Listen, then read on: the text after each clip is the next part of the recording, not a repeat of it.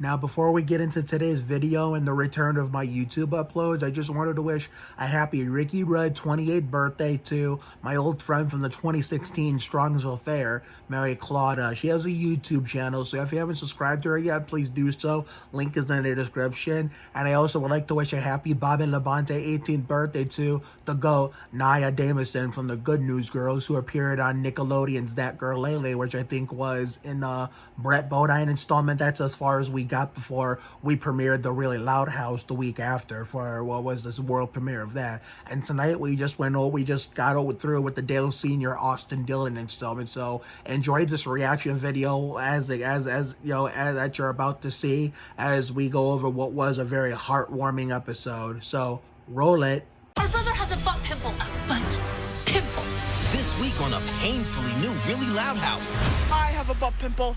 It's sore to the touch. An embarrassing secret rears its ugly head. I'm never gonna be able to show my face in school again. Has Lincoln hit rock bottom? I've got to go. Wait, I'm only wearing this diaper because the doctor lanced my butt pimple. Or is this just the beginning? Found footage of Neil's butt pimple boy in new humiliation. I can't look away. Get to the bottom of a brand new Really Loud House. Next Thursday night at 7, only on Nick.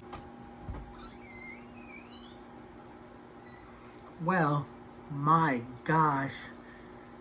Feels like an eternity since I last uploaded anything, but it is good to be back and ready to finish out Season 2 of Adventures in Autumn and get ready to shift gears to Season 2 of Winter Wonderland. And what better way to start off the tail end of Season 2 of Adventures in Autumn than another reaction video to another show. The Dale Sr. Austin Dillon installment of The Really Loud House on Nickelodeon. It was a very heartwarming episode, so why don't we get into it, shall we? And then just focus on tomorrow's video and beyond.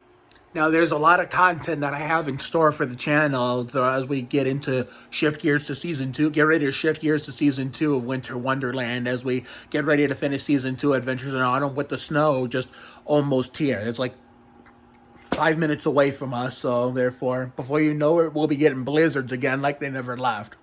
Like, because, summer just feels like a whole day to the point where, it gets close to the end, you don't want it to come to an end because, when it does, the cold weather comes back. So, like you saw in the Sandy Ridge finale of 2022. So, go check that out. Link in the description. But I will announce all this stuff at the end of the video after we go over what was the Dale Sr. Austin Dillon installment of The Really Loud House. Now, it seemed like, let's see here. Lisa, it seemed like she thought she had a stomach ache, which she thought was appendicitis, and so they were going to a doctor. Like the younger doctor, was apparently she felt fine, and then I guess some of the kids had quote unquote ailments, that Nickelodeon, the honchos at Nickelodeon and the Really Loud House, Jonathan Judge, Cheryl Levine had them staged.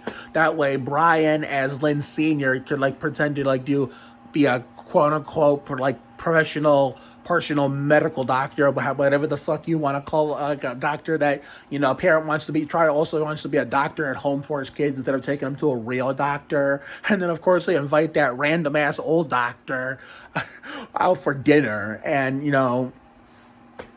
okay, that was their plan. They try to invite the doctor over for dinner as a trick to ask for medical advice, medical advice for to avoid that little thing they must be required to do, whatever, them for having that many kids, being 11 for Brett Bodine. So therefore, at first he wasn't falling for it without knowing that Lynn Sr. and Rita was setting him up. So when Lynn Sr. mentioned about the fried chicken, that's when they got him change his mind. He ate the dinner, and then he wanted to play the board game, even though he said, I have surgery, open heart surgery at 9 in the morning, but I'll stay longer and play.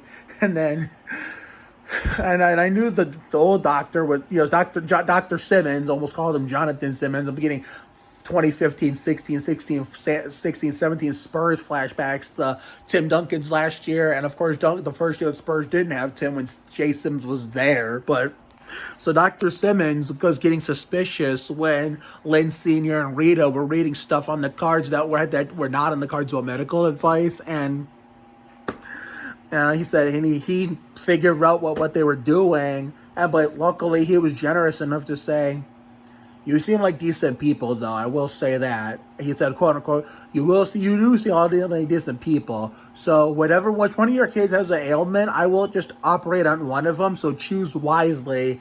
I mean, he didn't say it like the choose wisely part. He didn't say it like that, but that's exactly how he meant it. And of course, my girl Sophia, aka Luna. I think Luna was it.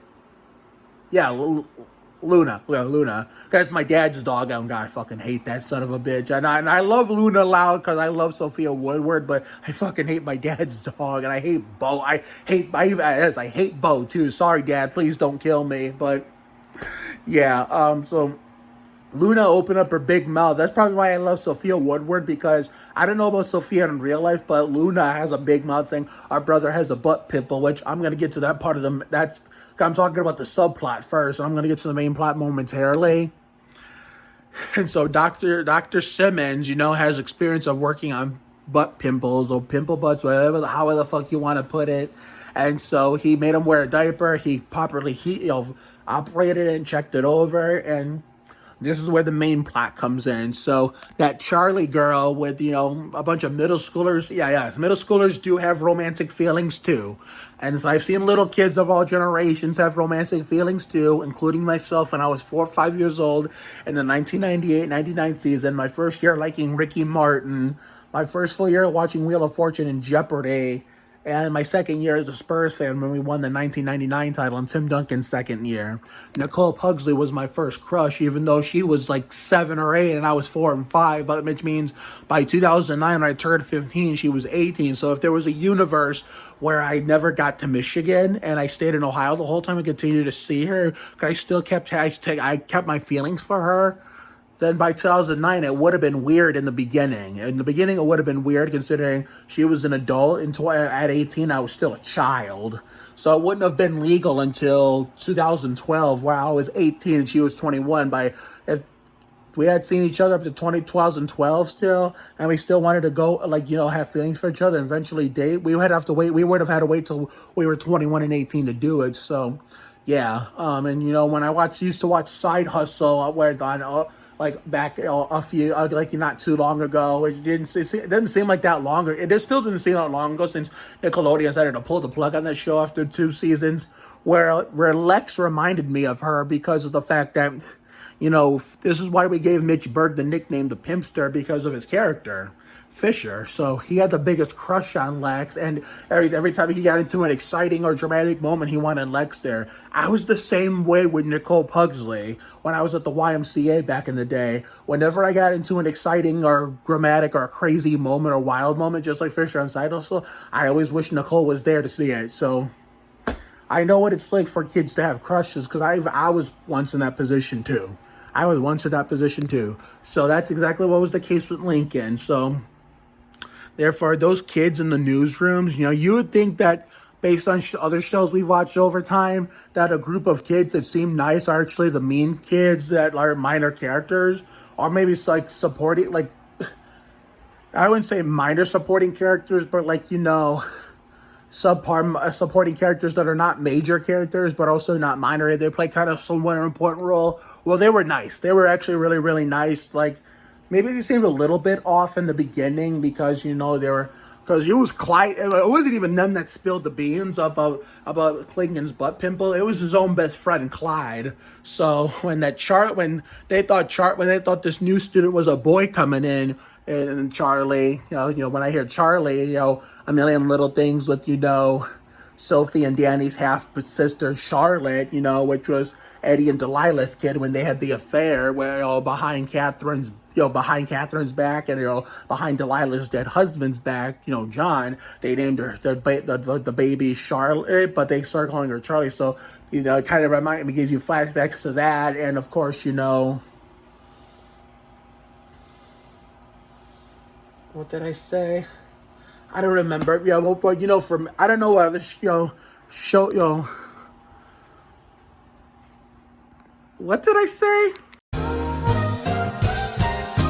Okay, I thought I mentioned another show where it says Charlie, but no. I only thought of A Million Little Things, you know, the baby in the show that belonged to Eddie and Delilah when they had the affair in season 1, which was a developing aftermath story in season 2 of that show. But in real life, I also think about the longtime Wheel of Fortune announcer. That was a boy. That was a guy. Charlie O'Donnell, may he rest in peace. He died when he was 78 on August 12th of this year when I was at the Corn Fest. That Rager, if you want to go look at that, link in the description. He would have turned 90 fucking years old this year if he was still around announcing Wheel of Fortune today. But yeah, so therefore I can understand why everybody, Lincoln, Clyde, and those kids thought Charlie was a boy. But then of course, you know, it's the same thing. Okay, what am I? Okay, my push notifications are throwing me off my game. I'm sorry, guys. I'm recording this from my phone, so when I get a new computer, I'll still record my reaction videos from the phone, but I'll start recording the never-before-seen content on the camera once I get a new computer to edit stuff, so it won't just keep erasing shit every time it resets itself or I turn it on and off. But yeah, so therefore, you know, when Lincoln and everybody and Clyde and those kids found out Charlie was a girl and not a boy, then that's when, you know, Lincoln got attracted to her. It's the same way, you know, I got attracted to my current girlfriend, Raizel, and the same way I got attracted to my girlfriend before that, Margaret Firestone. If you haven't, you know, seen those, you know, Margaret videos where until the Margaret experiment turned out to be no more, we all know the story behind that. And then all of a sudden, you know, I went single for a long ass time. And then I just lived life naturally like it was nothing. I said, if I get attracted to someone and I get a girlfriend, I become like that girl's boyfriend, I'm going to let it come naturally. I'm not going to push it. And that's exactly what happened on October 27th when I went to the Brooklyn Heights facility for the Halloween party at Via Quest and then met that Raizel girl, and I got attracted to her to the point where my body language, I noticed in my own body language that I liked her. When I kept wanting to sit next to her, I realized I liked her, even though her one friend was very funny about me sitting in that chair next to her. And then that's when we went to Cedar Point. The Cedar Point family, go look at that link in the description. You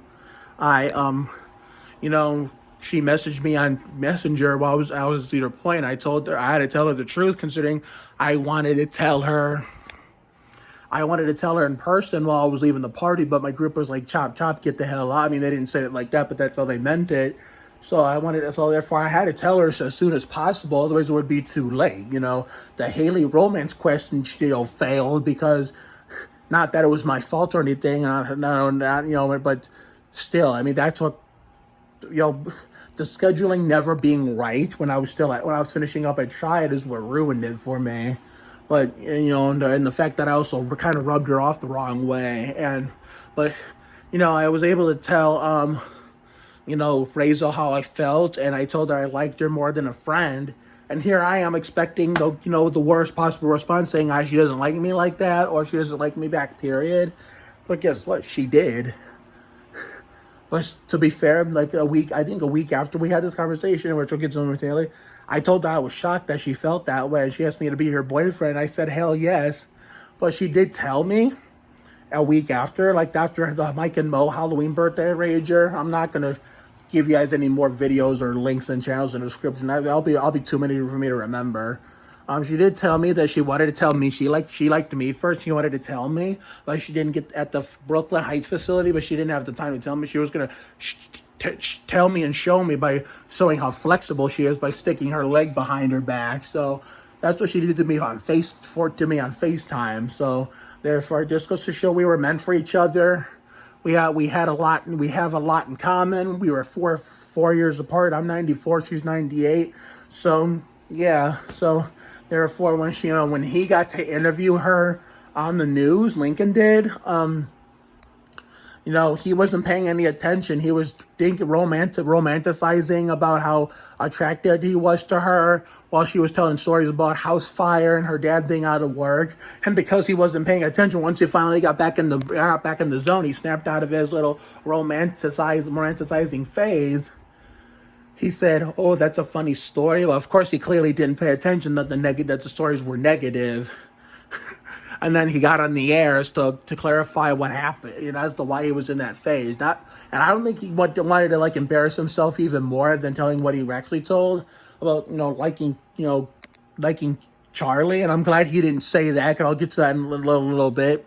He said he had the butt pimple, and of course, everybody made memes, and that universe made memes, remix videos, and then all of a sudden we went to a backyard grave where, Lucy, I think it is. Was it Lucy, the one that has their hair covering her eyes, and scares the shit out of people for no reason? Had her, try to bury him in the. I thought he was having a nightmare. When I first saw the backyard bury in the grave scene, I thought he was actually having a nightmare. But then here comes Sophia, Luna, Lenny, and trying to remember everybody's names. Not Lucy, but her other sister that is also play the what the other not the one played by the one Bradley sister that has her hair behind, but Auburn Bradley I think plays Lucy, but oh my god, who which hold on. The carnival in Rio de Janeiro. We danced all night on the boulevard, and always we did the tango. All right, so Luann, Lenny, and my favorite Luna came to help Lincoln, and wanted to help him, get the girl, and then of course the chicken with the whole Dr. Simmons with the dinner, and then his dad offered him to help, but then what was the dad's Lynn's senior's excuse? I think.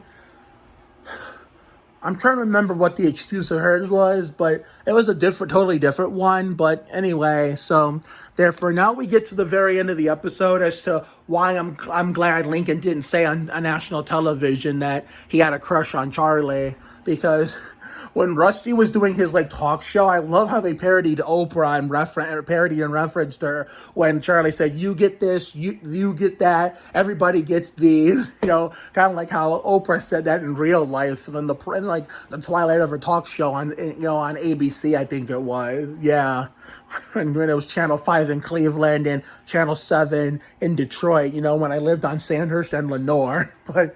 Well, no. I didn't live. Well, I lived on Lenore when Oprah Winfrey show on ABC was in their prime. And hell, even on West 122nd, then Ricky Martin was on there, and then the year he was popular in 1999 across America and the rest of the globe. And then my mom loved General Hospital and Oprah and those ABC programs, Channel 5 on West 122nd. Then she carried it to Lenore on Channel 7, where I had to move my Wheel of Fortune and Jeopardy from ABC to NBC based on the syndication. It was set up in Detroit on Lenore. And then when I came up to Sandhurst, I would have to, if I wanted to watch the syndicated episodes, I'd have to get used to watching it on Channel 5 again when I came up to Sandhurst and Brook Park to visit my grandparents and the rest of my family, my mom and dad's side, and all of Ohio as a whole. And, and then when I came back to Ohio to take over the Sanders house with my grandparents, I was watching it on Channel 5 at first, but then they moved it to Channel 19, so from ABC to CBS. The year after Charlie died, and it hasn't been the same since then, so, Twitter, there's people, the people I watch on TV that I'm friends with are blowing up my notifications, saying that Twitter's gonna die and shit because Elon Musk and, and his shenanigans, but that's a conversation we're never going to get into ever. Even if it's a conversation we save for another day, I refuse, like Jeff Gordon, to talk about that shit. But anyway, back to the episode. So, therefore, now, when, Rusty got Lincoln on his show, parodying and referencing Oprah. This is where it got heartwarming, where, he said everybody's different, and, nobody's perfect, and, everybody is unique in their own way. And that's a lot of stuff I learned in life. And I'm glad the Loud House addressed this to everybody who doesn't really know anything about this, no matter what generation you originated in, whether you came from mine or the generations before mine or the younger generation after mine that's growing up with this kind of stuff today, growing up with this stuff today that they have that are existent. Well, the stuff I grew up with and what people before me grew up with are no longer existent. So therefore, that's how easily, Lincoln's, image got restored, because Rusty was a good kid. All those kids seemed to be good. I mean, they may have seemed a little off in the beginning, but all in all, the characters were a lot nicer than we thought. So therefore, now here comes the twist as to why, as I am fucking accidentally unplugged the goddamn fan. The reason why I'm glad, Lincoln didn't say on national TV, on the news, that she had a crush on the new girl Charlie, was because when he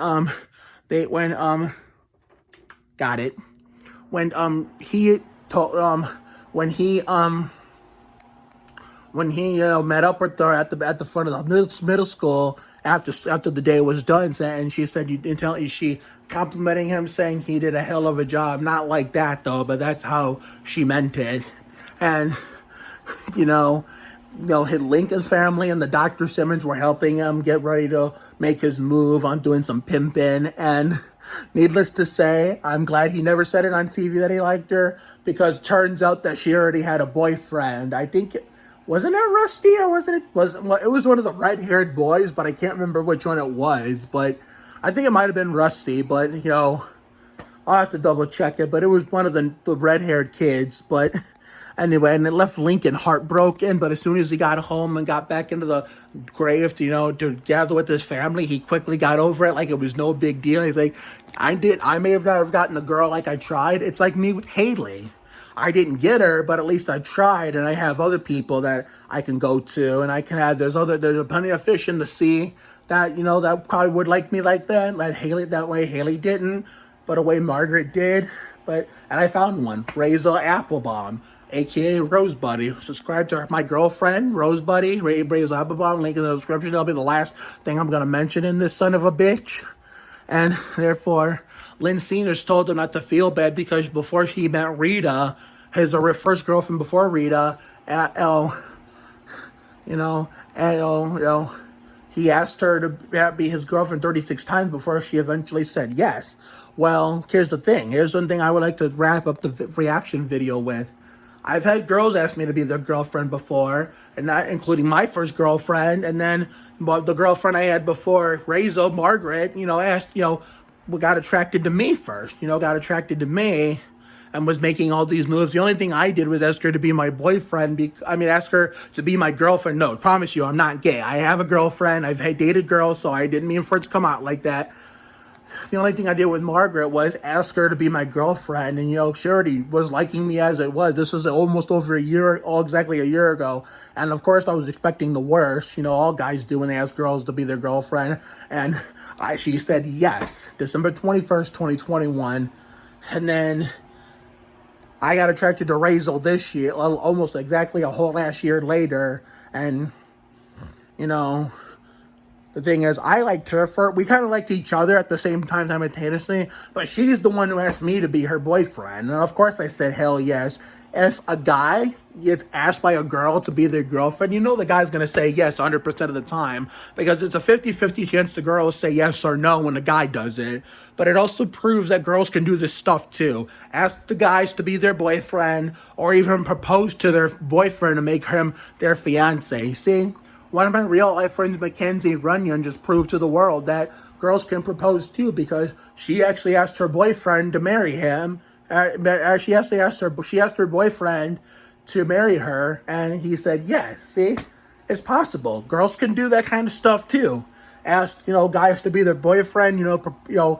Propose to guys and ask them to marry her. See, it can be done. I won't be surprised if one day, if I'm least expecting it, I'm not even thinking about proposing, Raizel's going to propose to me, as long as we stay together, which I'm hoping we do. So, therefore, yeah, that was the Dale Sr. Austin Dillon installment of The Really Loud House. Now, tomorrow, we wrap up the first season of Villains of Valley View with the Bobby Labonte installment. That reaction video is going to be the season 1 final thoughts video, episode reaction video of the ages, not the century, of the ages. And then Saturday, we take it to Hulu in the man cave to catch up on the Mark Martin, Casey Atwood installments of Flash. And then Sunday, we catch up on the Casey Atwood installment of Goldberg on the DVR and the Dale Jr. installment on demand. Before you know it, we'll be reaching the 1,000 video special. Then the Thanksgiving banger on Thursday. Winter formal banger on the December 15th. Possible Christmas Eve video with the Oliveras next month. And then, of course, December 25th this year, since I'm not doing 25 Days of Christmas, I might, do a Christmas haul, what I got for Christmas as Shades of 2014. Of course, I haven't done a birthday tribute for any of my friends from my favorite shows in a long time. I think I might do one for Scarlett Estevez in December when it's her birthday, combining, Gwen Flores on Bunked and Ultraviolet and Violet Rodriguez on Ultraviolet and Black Scorpion. So I have to find some nice clean clips that are not, that are actually, clear quality, not recorded from the TV, or some not copyrighted by the copyright bastards at Disney or something like that. And then once we are finished with the holidays, we have a video call with Kensington Tallman coming when she gets back from filming her new show or movie or whatever in Italy. On Monday, we have a video call coming up with Isaiah Morgan from Disney Channel, Villains of Valley View. Pretty soon, we'll be talking with Isabella Pappas again, this time with Kaden Mueller, Gillianson, however the fuck you say her name, and Giselle Torre, so I could meet them too. And then come January, not long after the Kensington Tallman video call, we got my ViaQuest basketball season debut when we record the last whole ass rager for a while before we upgrade to Spicers when the action and the weather starts heating up again in March, April, May of 2023. So have a good night tonight and a better day tomorrow. Life will give you a lot of lows, but when you hit a high, enjoy it. It ain't for the weak. Goddamn, pace yourself, bring your ass, be you. You have to try harder to do less. You can't deport a dream. Sometimes the worst things in life lead to the best things.